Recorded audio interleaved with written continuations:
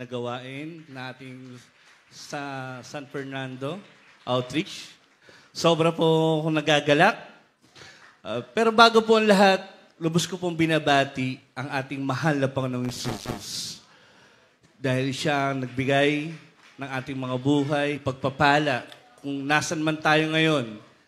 Dahil yun, isa tayo sa mga tinawag na mahal na Panginoong Jesus. Amen. Praise Pangalawa the Lord. po, binabati ko po ang ating beloved Honorable Pastor Wildy Estrada Almeda and ang ating Assistant Pastor, Lina C. Almeda.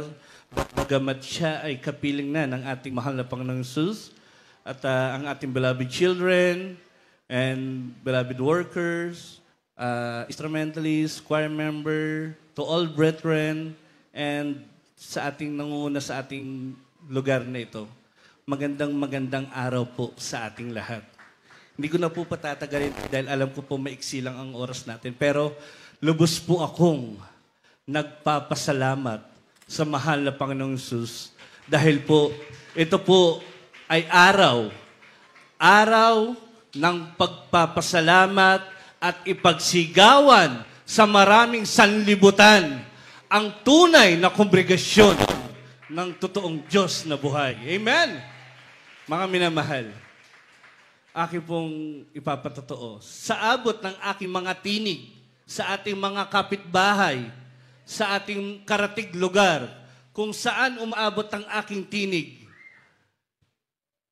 masasaksihan ninyo sa oras na ito kung paano kumilos at nagbigay ng himala ang mahal na Panginoon Jesus sa aking buhay. Amen? Mga minamahal, papasalamat ko sa Malapanon, yung baby ko, 3 years old, yan po ay nahulog sa building. Hindi po bahay, building. Mga minamahal, sa tuwing ipinapatotoo ko to, ipinapakita ng mahal na Panginoong Yesus kung gaano siya katotoo. Mga minamahal, during that time, nasa studio kami. Nasa studio kami for airing. E-airin na kami. Sinama ko kasi yung family ko sa studio. Pagtingin ko sa studio, sabi ko, nasan yung anak ko? Asan si Noah? Hindi ko makita. Yung cameraman ko, bumaba sa second floor. Ay sa may first floor, bumaba siya. Doon nag-yossi break yung cameraman ko. Maya-maya, kita-kita sa CCTV na kung paano dumaan yung anak ko sa likod ng cameraman ko. Nahulog galing sa second floor ng building. 3 years old. Mga minamahal, parang may bumagsak na saging sa likod ng cameraman ko. Sigaw na sigaw yung cameraman. Sabi niya, Direk, yung anak mo nahulog. Nasa loob kami ng TOC. Labas ako. Paglabas ko, kala ko nasa studio lang, tinatalon ko na yung hagdan, pababa. Nakita ko yung anak ko. Buhat-buhat ng cameraman ko. Punong-puno ng dugo. Bilang isang ama, ang hirap tignan ang kalagayan ng anak mo na nasa ganong sitwasyon. Tinignan ko yung taas kung saan nahulog yung anak ko. Terrible na pagkataas. Kahit ako, pag ako nahulog dito, 2 lang yan. Pwedeng mamatay ako o pwedeng bali-bali buto ko. Binuhat ko yung anak ko. Sinakay ko sa van. Takbo sa hospital. Pinakamalapit. Pero habang tumatakbo kami sa hospital, andyan kami mag-asawa. Nagpupuri, mahal na Panginoon. Amen. Sa mga oras na ito, alam ko, tinitignan mo kung hanggang saan ang pananampalataya ko. Humingi ng tawad, nagpupuri, sumisigaw. Hindi ko na alintana kung ma-aksidente kami dahil lahat ng sasakyan sinasalubong ko na. Walang two-way sa akin. One-way ko na yan. Madala ko lang yung anak ko sa ospital. Yung pinakamalapit na ospital, dinala namin doon. Binigyan siya ng first aid. Sabi sa akin ng traffic enforcer, sabi niya, "Sir, ba't dyan nyo dinala? Yung hospital na yan, lahat na pumupunta dyan critical, namamatay. Lahat ng pumunta dyan, pinagkakaperahan lang. Masakit man sa pandinig, pero mukha daw pero yung may-ari na yun. Pero pinakita ng mahal na Panginoong Yesus ang kapangyarihan niya. Pagdating doon, binigyan ng first aid yung anak ko. Bali itong hita niya eh. Tabingi. Binigyan ng first aid, tinalian, nilagyan ng kahoy. Sabi ko, "Ma'am, Doc, tatransfer ko na lang po sa pinakamas malaking hospital. Baka hindi kayang i-cater. Sir, gawa lang kayo waiver. Sulat ang waiver." Saglit lang po yun, mga 5 minutes. Maya-maya, dumating yung bill ko. Ang laki ng babayaran ko. Sabi ko, wala akong dalang pitaka, wala akong dalang pera dahil madalian, emergency, yung wallet ko, tsaka yung bag ko, nasa opisina. Mabilisan. Sabi ko, malapan nun, anong gagawin ko? Maya-maya po, bumaba yung mismong may-ari ng hospital. Mismong may-ari. Sabi ng mismong may-ari, "Ano nangyayari? Anong problema dyan?" "Doc, wala po silang pambayad." "Huwag nyo na singilin! Paalisin nyo na!" Amen. So imagine, dun pa lang, nagpakita na ng himala ang mahal na Panginoong Yesus. Habang tinatakbo namin, papuntang East Avenue, wasiwas na naman sa kalsada, andyan pa rin, patuloy, nagsusumabo sa mahal na Panginoong Yesus. Mahal na Panginoong Yesus, panghawakan mo itong batang to. Mahal na Panginoong Yesus, kung pwede, angkinin ko na yung nararamdaman ng anak ko. Dinala sa East Ab. Pagdating doon, ilang doktor agad yung tumingin sa kanya. Kundi po ako nagkakamali, nasa 5 hanggang 6 ang doktor niya. Chinek up. Sige, i-ultrasound, i-x-ray, lahat, general check-up. Habang ipinapasok siya, habang nasa ER, nananalangin kami mag-asawa. Mahal na Panginoong Yesus,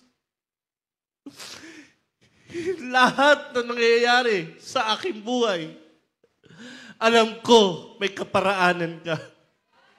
Alam ko may layunin ka. Alam ko kung bakit nangyayari sa akin to. Pinapatatag mo ang aking pananampalataya sa iyo. Hindi kami nahihiya mag-asawa sa hallway ng emergency room. Kami nananalangin, nagpupuri, umiiyak, nagsusumamo. Sabi ng mga doktor, "Huwag kayong maingay, nakakadistorbo kayo." Wala kami pakialam. Dahil kami, tinatawagan namin ang Diyos sa aming buhay, aming pinaglilingkuran. Maya-maya po, lumabas po yung result. Sabi namin, eto na yung result. Sabi ko, baka may tama dito, may fracture, baka bali yung buto. Mga minamahal, lahat ng lumabas na result, negative. Hallelujah. Amen. Kahit mismo doktor, nagtataka. Sabi nila, kahit matanda ang mahulog sa ganong klaseng kataas, talagang dalawa yung kapupulutan. Pwede mabagok yung ulo, mamatay, o mabalian ng buto. Hindi pa rin nun na-satisfied yung doctor na yan. Nasa ward na kami, nagpapahinga na yung baby ko. Pinababa pa ulit. Baba ka na kayo sa ER. Uulitin daw yung examination na ginawa sa kanya. So, inulit po ulit. Sabi, eto na naman po. Nanalangin ulit kami, baka nga nagkamali lang sila. Habang kami nananalangin, lumabas na may result. Mahal na Panginoon, nilalehas ko po ito. Sabi ko, mahal na Panginoon, ipakita mo sa mga doktor na ito na tunay ang Diyos naming pinaglilingkuran. Lumabas na yung result. Negative na naman. Hallelujah! Amen. Kaya sabi, Sabi ng doktor, negative lahat. Sa ulo, sa katawan, maayos yung mga buto, lahat. May konting fracture lang, konti. May konting fracture sa tuhod. Yun yung kailangan pagilingin. Sabi ko, Dok, yung anak ko ba, possible ba na makakalakad ulit? Possible pa na magiging normal ulit siya? Sagot sa akin ng doktor, mga minamahal, hindi. Hindi. Himala kung yung anak mo'y makakalakad. Himala kung yung anak mo'y magiging isang normal na bata. Araw-gabi, habang binabantayan namin sa ospital, sabi ko, mahal na Panginoon, ang hirap lumaki yung anak ko. Nalalaki siyang lumpo. Nalalaki siyang hindi normal. Pero sabi ko, nanindigan ako sa mahal na Panginoong Hesus na alam ko ang Diyos dito ay buhay. That's right. Amen. Na ang batang sinasabi nila na hindi na makakalakad at himala, ito po yung batang sinasabi nilang hindi na makakalakad. Ito yung batang sinasabi nilang hindi na magiging normal. Batang naglalakad, batang tumatalon, batang nagbibisikleta, batang malakas.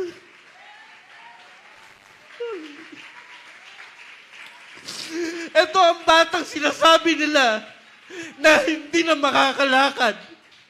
Sa mga oras nito, mga minamahal, isang patunay na ang Diyos dito ay buhay. Amen. Lord. Na patunay lamang ang mga himala rito. Totoo. Ito yung batang sinabihan ng doktor na hindi makakalakad. Ngayon, lakad ka. Amen. Lord. Tumatalon. Pumapasok sa eskwelahan. Isang normal na bata at malusog. Sino magsasabing hindi totoo ang obligasyong ito? Sino magsasabing tayo ay gaya-gaya? Sino magsasabing ang Diyos natin ay tulog? Mga minamahal, himala sa himala. Maraming himala. Ang iyong lingkod na nasa harapan ninyo,